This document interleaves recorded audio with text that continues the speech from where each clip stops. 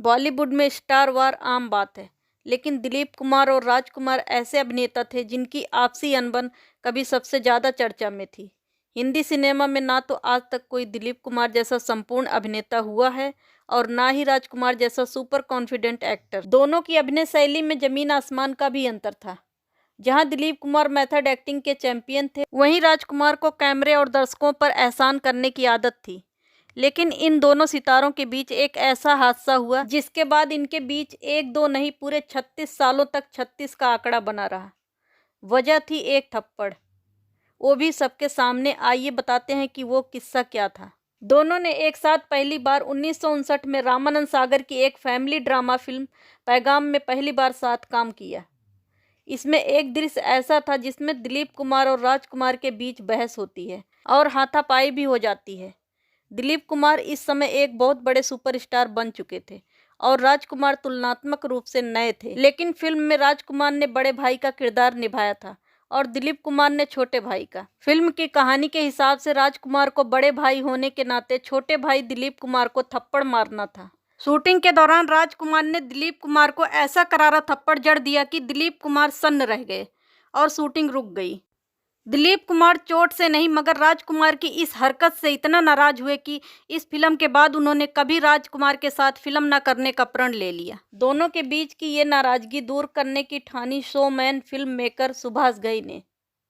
ये बात 1990 के आसपास की है, जब सुभाष घई अपने प्रिय लेखक सचिन भौमिक और कमलेश पांडे के साथ बैठकर सौदागर की कहानी लिख रहे थे। ज्ञात रहे कि इसके पहले सुभाष घई लगातार हिट पर हिट फिल्में बनाए जा रहे थे।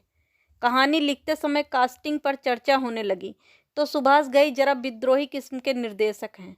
उन्होंने कहा कि दिलीप साहब और राजकुमार को इन दो मित्रों की भूमिका में कास्ट करेंगे। सुभाष के जानने वाले हर शख्स को आइडिया तो अच्छा लगा, लेकिन दिलीप कुमार और राजकुमार की आपसी कहानी को लेकर सबने सुभाष से कहा कि ये फिल्म कभी पूरी नहीं हो पाएगी। यहाँ सुभाष का शोमैन नेचर काम आया।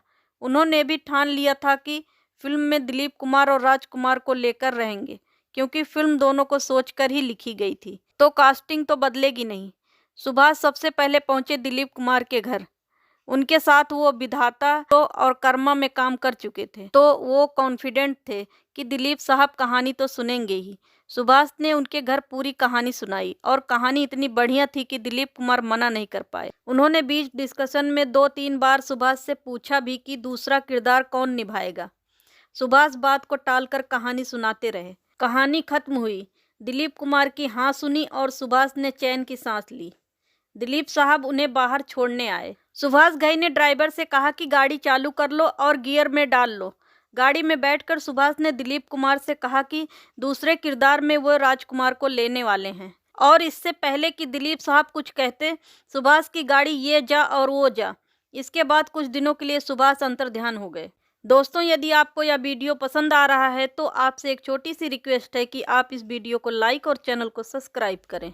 अब बारी थी राजकुमार की। सुभाष घई की कहानी उन्होंने भी सुनी, सुनकर तुरंत हाँ कर दी, लेकिन वही सवाल किया कि दूसरे दोस्त का किरदार कौन निभाएगा। सुभाष घई ने बड़ी हिचक के साथ कहा कि अभी कुछ तय नहीं है, लेकिन दिलीप कुमार से बात करने का विचार है। राजकुमार के चेहरे के भाव बदलेंगे और अभी वह मुझे चुनिंदा गालियां देंगे। इस डर से सुभाष चुपचाप बैठे रहे। राजकुमार ने कहा, जानी, हमारे बाद अगर किसी को हम एक्टर मानते हैं तो वो हैं दिलीप कुमार। सुभाष घई के चेहरे पर क्या भाव आए ये तो सुभाष ही बता सकते हैं, लेकिन उनके दिमाग में संभावनाओं की बुलेट ट्रेन चल पड़ी थी। राजकुमार के घर से लौटकर सुभाष ने तुरंत दिलीप साहब को राजकुमार से मुलाकात की बात बताई और इस तरह दिलीप कुमार और राजकुमार ने एक साथ एक फिल्म करने का फैसला लिया। 36 साल बाद दोनों आमने सामने थे। शूटिंग के समय दोनों को कैसे सुभाष घई ने संभाला वो एक अलग ही दास्तान है। दोस्तों, आपको यह वीडियो कैसी लगी हमें कमेंट कर जरूर बताएं और चैनल को सब्सक्राइब करें, और साथ ही हमारे लिए कोई सलाह हो तो अवश्य दें।